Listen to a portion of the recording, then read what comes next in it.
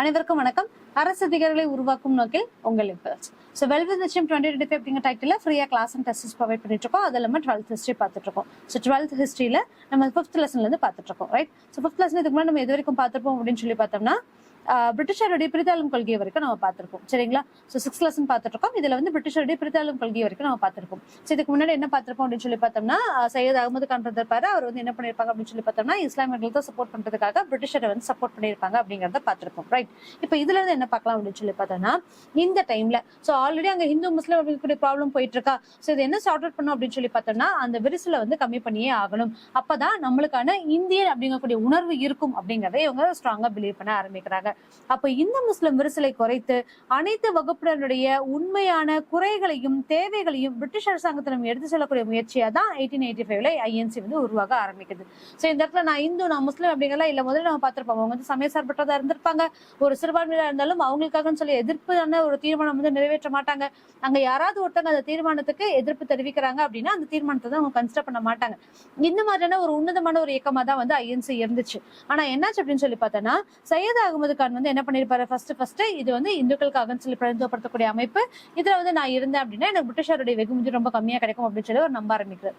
அவர் மட்டும் இல்லாம அவர் மாதிரியே லண்டன் பிரைவேட் கவுன்சிலுக்கு தேர்ந்தெடுக்கப்பட்ட முதல் இந்தியர் யார் அப்படின்னு சொல்லி பார்த்தோம்னா சையத் அமீர் அலி. இது வந்து ஒரு இம்பார்ட்டன்ட் கொஸ்டின், ஓகேங்களா? சோ லண்டன்ல இதே மாதிரி பிரைவேட் கவுன்சில் இருக்குமா? அப்ப லண்டன் பிரைவேட் கவுன்சிலுக்கு தேர்ந்தெடுக்கப்பட்ட முதல் இந்தியர் அப்படின்னு சொல்லி கேட்டாங்கன்னா அது வந்து சையத் அமீர் அலி, ஓகேங்களா? இந்த கொஸ்டின் ரிப்பீட்டா நம்மளுக்கு எக்ஸாம்ல கேட்டிருக்காங்க. சோ இதையும் பாத்துக்கோங்க. அப்ப என்ன சொல்றாங்க, இவங்க ரெண்டு பேருமே வந்து என்ன பண்றாங்க அப்படின்னு சொல்லி பார்த்தோம்னா காங்கிரஸ் வந்து இந்துக்களை மட்டுமே பிரதிநிதித்துவப்படுத்த அமைப்பு அப்படின்னு சொல்லிட்டு இவங்க வாதிடுறாங்க, ஓகேங்களா? சோ ரெண்டு முக்கியமான தலைவர்கள் என்ன சொல்றாங்க, காங்கிரஸ் என்னதான் வந்து சமய சார்பற்றதா இருந்தாலும் நடுநிலைத்தன்மை வாய்ந்ததாக இருந்தாலும் இல்ல இது வந்து ஹிந்துஸ்க்கு மட்டும்தான் அப்படின்னு சொல்லிட்டு இவங்க ரெண்டு பேரும் வாதிடுறாங்க. அப்ப எங்களுக்காக சொல்லி ஒரு தனி இட ஒதுக்கீடு கொடுங்க, எங்களுக்காக சொல்லி நாட்டை பிரிங்க அப்படின்னு சொல்லிட்டு இங்கதான் வந்து அந்த பிரச்சனைகள் எல்லாமே வந்து பேசிக் ஸ்டார்ட் ஆக ஆரம்பிக்குது. அதுக்கு தகுந்த மாதிரியே காங்கிரஸோட ஃபர்ஸ்ட் கான்ஃபரன்ஸ்ல 72 பேர் பார்ட்டிசிபேட் பண்றாங்க. அது 2 பேர் மட்டும்தான் வந்து முஸ்லிம்ஸா இருக்காங்க. பாக்கி இருக்கக்கூடிய 70 பேருமே இந்துக்களா தான் இருக்காங்க. சோ இது எல்லாமே அவங்களுக்கு இனிமே வந்து ஆல்ரெடி எரிஞ்சிட்டு இருக்கக்கூடிய நெருப்புல வந்து இனிமே வந்து ஃபியூவல் ஊத்துற மாதிரி அப்படிங்கிற மாதிரி அவங்க பாத்துட்டு இருக்காங்க, ஓகேங்களா? அப்ப முஸ்லிம் தலைவர்கள் காங்கிரஸில் முஸ்லிம்கள் பங்கேற்றாங்க அப்படின்னா அது ஆட்சியாளர்களிடையே அவங்களுடைய இனத்திற்கு ஒரு பாதகமான விளைவுகளை ஏற்படுத்தும் அப்படிங்கறதையும் இவங்க வந்து சொல்றாங்க, ஓகேங்களா? சோ இந்த ரீசனால என்ன பண்றாங்க அப்படின்னு சொல்லி பார்த்தோம்னா காங்கிரஸை கம்ப்ளீட்டாவே வந்து அப்போஸ் பண்ண ஆரம்பிக்கிறாங்க. சோ இது வந்து இவங்களுடைய ஒரு முக்கியமான விஷயமா இருக்கு. இப்போ உள்ளாட்சி தேர்தல்களை வகுப்புவாதம். இப்ப உள்ளாட்சி தேர்தல் அப்படிங்கிறது என்னவா இருக்கு, கிராமங்களுக்காக சொல்லி இருக்கு. அப்ப அந்த கிராமங்களையுமே வந்து வகுப்புவாதங்கள் உருவாக ஆரம்பிக்குது. ஆல்ரெடி இருக்கக்கூடிய இந்த ஹிந்து முஸ்லிம் அப்படிங்கக்கூடிய இஷ்யூ ஐஎன்சி அப்படிங்கிறது ஒரு உயர்தர அமைப்பு, மொத்த நாட்டுக்கான ஒரு அமைப்பா இருக்கு. உள்ளாட்சி அப்படிங்கிறது அந்தந்த கிராமங்கள் இருக்கக்கூடிய ஒரு அமைப்பா உருவாக ஆரம்பிக்குது. அங்கேயுமே என்ன பண்றாங்க அப்படின்னு சொல்லி பார்த்தோம்னா இந்த வகுப்புவாதம் அப்படிங்கிறது கிரியேட் ஆக ஆரம்பிக்குது. அப்போ வகுப்புவாத உணர்வுகள் வளர்க்கப்பட்டதனுடைய காரணமா ஏற்பட்ட எதிர்பாராத விளைவுகளை மக்களாட்சி அரசியல வந்து சந்திக்க நேருது, ஓகேங்களா? சோ மக்களாட்சி அப்படிங்கிறது வேற ஒண்ணுமே கிடையாது. மக்களாட்சி எங்க நடக்கும், டைரக்ட் ஓட்டிங் எங்க பண்ண முடியும் அப்படின்னு சொல்லி பார்த்தோம்னா கிராமங்கள்ல தான் நடக்கும், உள்ளாட்சிகள்ல தான் நடக்கும். சோ 1880கள்ல உள்ளாட்சி அமைப்புகள்ல வகுப்புவாத அரசியல் அப்படிங்கிறது வளர ஆரம்பிக்குது. சோ ஹையரார்கியில மட்டும் இல்லாம பெரிய பெரிய இடங்கள்ல மட்டும் இல்லாம உள்ளாட்சிகளுமே இந்த பிரச்சனை உருவாக ஆரம்பிக்குது.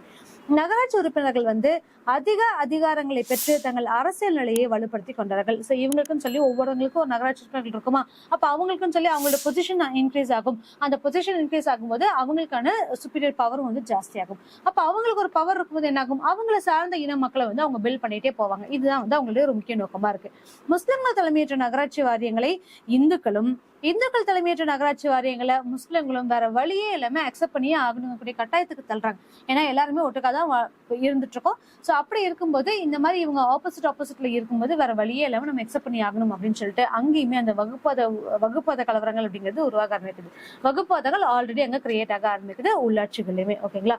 பஞ்சாபோட இந்து சமயின் முதன்மை தகவல் தொடர்பாளரா ஆரிய சமாஜத்தினுடைய தலைவர்கள் ஒருவராக இருந்தவர் யார் அப்படின்னு சொல்லி பார்த்தோம்னா லால்சந்த்.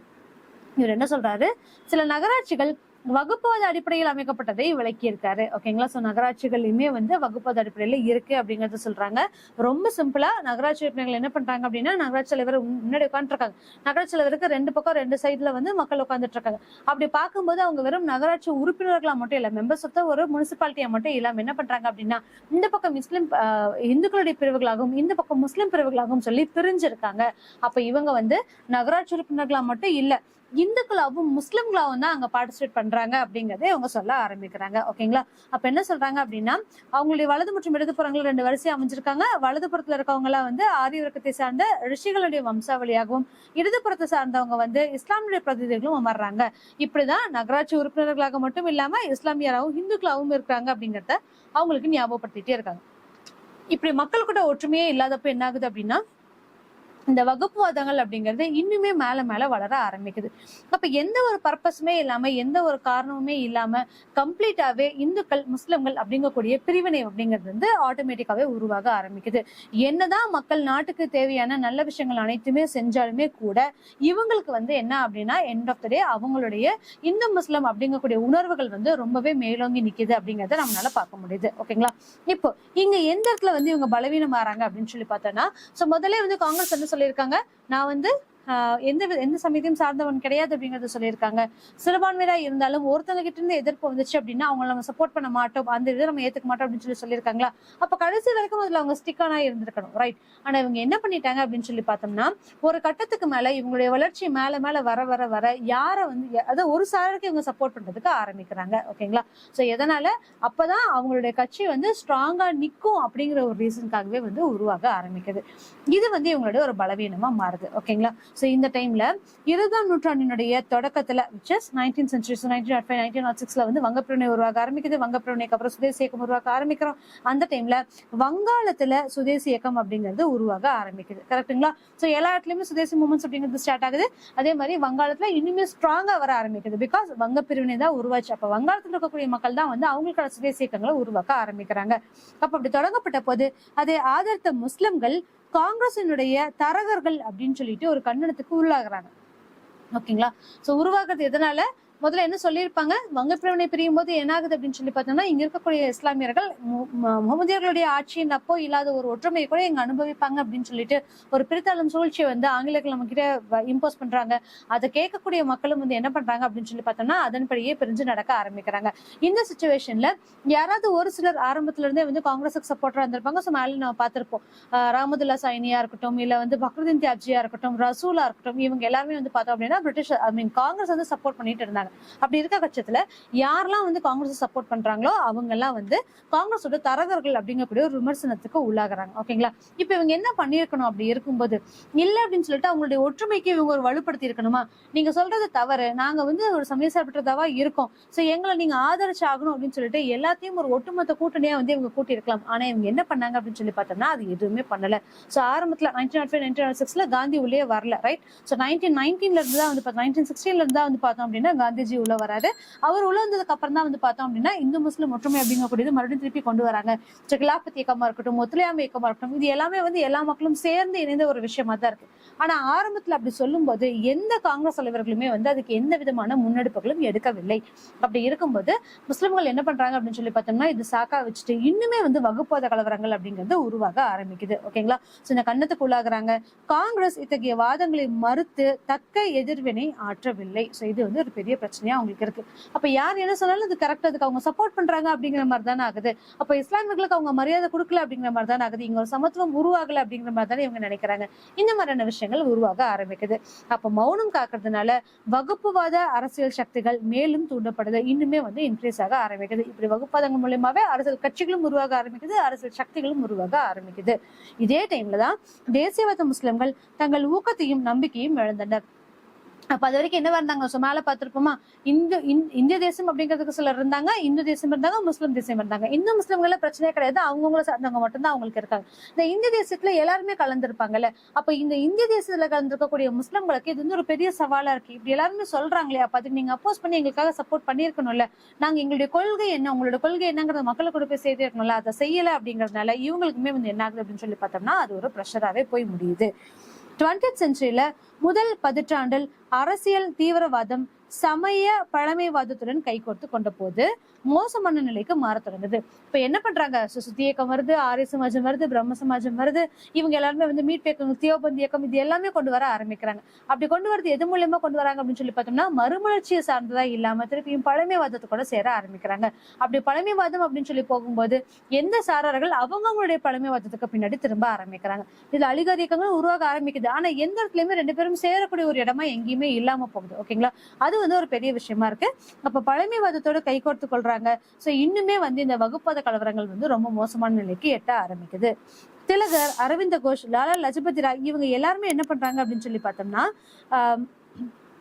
இவங்களுமே வந்து சமய அடையாளங்களை வந்து காட்ட ஆரம்பிக்கிறாங்க. அது எப்போ அப்படின்னு சொல்லி பாக்குறோம்னா, திருவிழாக்கள் ஆகிய தளங்களை பயன்படுத்தி காலனித்துவ எதிர்ப்பு உணர்வை வந்து ஊட்டுறாங்க. இதுதான் வந்து முக்கியமான விஷயம். ஓகேங்களா, சோ சமய அடையாளங்களும் திருவிழாக்களும் இப்பவும் இங்க என்ன ஆகுது அப்படின்னு சொல்லி பார்க்கும்போது, ஹிந்துக்களுடைய அவங்களுக்குலாம் சொல்லிட்டு சமய பரப்புகளை செய்யறாங்கல்ல, அப்ப அவங்களோட திருவிழாக்கள் மூலியமா அவங்களோட சமய போதனைகள் வந்து முன் வச்சு அப்படிங்கும் போது சோ அதை அக்செப்ட் பண்ணாதவங்களுக்கு வந்து அது ஒரு ப்ரெஷராகவே தெரியுது. ஓகேங்களா, இந்த மாதிரியான விஷயம் உருவாக ஆரம்பிக்குது. மேக்சிமம் கணபதி விழா மூலம் இந்துக்களை திரட்டுவதற்கு திலகர் மேற்கொண்ட முயற்சி மேலும் தீவிரப்படுத்திய மற்றொரு காரணியாகும். ஓகேங்களா, இப்ப இவங்க என்ன பண்றாங்க, ஒவ்வொரு விழாக்கள் மூலியமா அவங்க கிட்ட பேசி வந்து மக்களை வந்து ஒன்று சேர்த்துறாங்கல்ல, அப்ப அது என்னவாகுது, இந்தியன் அப்படிங்கக்கூடிய உணர்வை ஊட்டாம இந்துக்கள் அப்படிங்கக்கூடிய உணர்வை வந்து அதிகமா ஊட்டக்கூடியதா இருக்கு.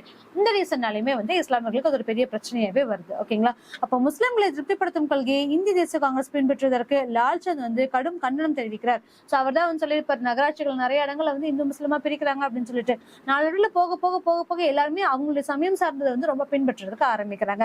அப்ப இவரும் என்ன சொல்றாரு, இந்திய தேசிய காங்கிரஸ் பின்பற்றி, அதாவது முஸ்லிம்களுக்காக சொல்லி நீங்க சப்போர்ட் பண்ணாதீங்க, சோ யாராவது ஒருத்தவங்களுக்கு சப்போர்ட் பண்ணுங்க, ஒன்னு இந்துக்களை சப்போர்ட் பண்ணு, இல்லைன்னா முஸ்லிம்களை சப்போர்ட் பண்ணு, இவங்களுக்காக இது அவங்களுக்காக அதுன்னு சொல்லி நீ பண்ணாது அப்படின்னு சொல்லிட்டு லால்சந்தும் வந்து கண்டனம் தெரிவிக்கிறாரு. என்ன சொல்ல வராங்க அப்படின்னா, முஸ்லிம்களை திருப்திப்படுத்தக்கூடிய கொள்கையை வந்து இந்திய தேசிய காங்கிரஸ் பின்பற்றுது, சோ அதுக்கு வந்து பெரும் கண்டனம் வந்து தெரிவிக்கிறாங்க. ஓகேங்களா, சோ லால்சந்த் பெரிய கண்டனம் தெரிவிக்கிறார். இப்ப இவரும் என்ன சொல்லியிருக்காரு அப்படின்னு சொல்லி பார்த்தோம்னா, இந்து முஸ்லிம் கலவரங்கள் நிறைய உருவாகுதா, அப்ப ஜவஹர்லால் நேரு ஒரு கோட் சொல்லியிருக்காரு. என்ன அப்படின்னா, இந்து முஸ்லிம் வகுப்புவாதம் அப்படிங்கிறது நடுத்தர வகுப்புகளுக்கு இடையே நடந்த மோதல்களுடைய விளைவுதான். ஓகேங்களா, சோ மேல இருக்கவங்க எல்லாருமே ரொம்ப ஒரு படிச்சவங்களா இருக்கட்டும், ஒரு தெளிந்த சிந்தனை இருக்கவங்க யாருமே வந்து இந்து முஸ்லிமா பிரிஞ்சு இல்ல. நம்மளோட பெரிய பிரச்சனை என்னவா இருக்கு, பிரிட்டிஷர்ஸா தான் இருக்காங்க. சோ அவங்களை அப்போஸ் பண்றதா நம்மளுடைய முக்கியமான நோக்கமா இருக்குமே ஒழிய இங்க நம்மளுக்கு நம்மளே அடிச்சுக்கிறது கிடையாது அப்படிங்கறத சொல்லியிருக்காங்க. சோ இந்த கலவரங்கள் அப்படிங்கிறது யார்கிட்ட உருவாகுது அப்படின்னு சொல்லி பார்த்தோம்னா, நடுத்தர வகுப்பு மக்கள் கிட்ட தான் உருவாகுது. மனசாட்சி உள்ள இந்து மற்றும் முஸ்லிம் பொதுமக்கள் இத்தகைய வகுப்புவாதத்திலிருந்து முற்றிலுமே விலகியே இருக்காங்க அப்படிங்கறது அவங்க சொல்றாங்க. சோ அப்ப என்ன சொல்ல வராங்க அப்படின்னா, நீங்க வந்து வெறும் வகுப்புவாத கலவரங்களுக்காக உருவாக்க ஆரம்பிக்கிறீங்க, உண்மையாலுமே நீங்க யோசிச்சீங்க அப்படின்னா இந்த கலவரங்கள் உருவாகாது அப்படின்னு சொல்லிட்டு ஜவஹர்லால் நேருவும் சொல்ல ஆரம்பிக்கிறாங்க. ஓகேங்களா, இப்படிதான் முதல்ல இந்திய தேசம் அப்படிங்கிறது உருவாக ஆரம்பிக்குது, அடுத்தது இந்து முஸ்லிம் அப்படின்னு சொல்லி உருவாக ஆரம்பிக்குது. இது மூலமா அடுத்த விளைவுகளை சந்திக்க ஆரம்பிக்கிறாங்க. ஓகேங்களா, சோ இதுக்கப்புறமா முஸ்லிம்களுக்குன்னு சொல்லிட்டு என்னென்ன லீக்ஸ் உருவாகுது, அப்ப முஸ்லிம் லீக் அப்படின்னு சொல்லி உருவாக்க ஆரம்பிக்கிறாங்க. அவங்களுடைய கோரிக்கைகள் நிறைவேற்றக்காகவும் அவங்களுக்கு ஸ்ட்ராங் ஒரு சப்போர்ட் வேணும் அப்படிங்கிறதுக்காகவும் உருவாக்க ஆரம்பிக்கிறாங்க. சோ இதெல்லாம் என்னென்ன அப்படிங்கறத நம்ம அடுத்தடுத்த வீடியோஸ்ல பார்க்கலாம். தேங்க்யூ.